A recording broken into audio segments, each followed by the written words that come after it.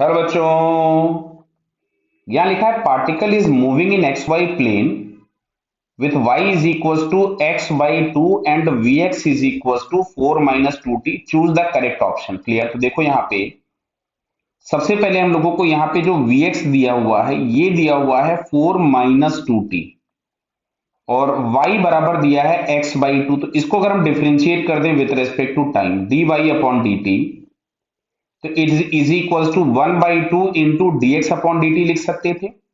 अच्छा, dy by D T जो होगा this is velocity along y axis 1/2 and this one is the velocity along x axis. ये दिया, इसको जरा हम यहाँ पुट कर देते हैं। तो यहां से हमारे पास मिल रहा है 2 - t, इसको 2 से हमने डिवाइड कर दिया। क्लियर। तो 2 - t ये हमारे पास था इक्वेशन नंबर 1 और ये इक्वेशन नंबर 2 मिल गया। तो अब तुमसे सबसे पहले पूछा इनिशियल वेलोसिटीज।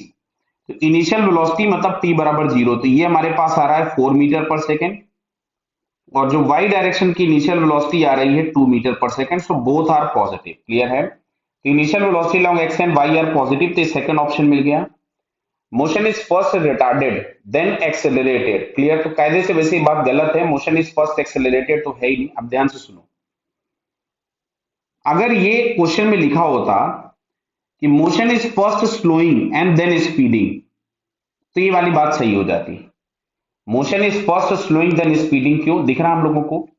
इसमें जैसे जैसे हम टी की वैल्यू को बढ़ाते चले जाएंगे, पहले ये वैल्यू कम होगी, टी बराबर 2 पे ये 0 हो जाएगा। दिख रहा बेटा आपको? ये टी बराबर 2 अगर हम लोग यहां रखेंगे तो ये 0 हो जाएगा।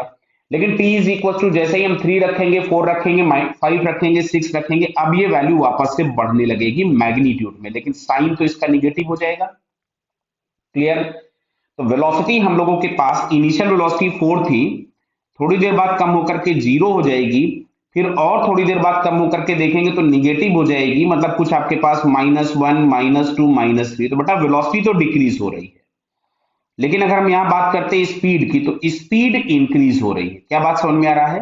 तो एक्सेलरेशन हमारे पास होता है rate of change of velocity, और वेलोसिटी यदि कम हो रही है तो उसका रेट ऑफ चेंज निगेटिव होगा, मतलब एक्सेलरेशन निगेटिव होगा, मतलब रिटार्डेशन होगा। क्या बात समझ में आई? इसलिए मैं थर्ड ऑप्शन को टिक नहीं करूंगा। अगर क्वेश्चन में ये दिया गया होता कि मोशन इज फर्स्ट या particle is first slowing down and then speeding up, तो मैं उस ऑप्शन को टिक करता। क्लियर। तो यहां पे फिलहाल आंसर आपके पास सेकंड वाला करेक्ट है। ओके बेटा, ऑल द बेस्ट।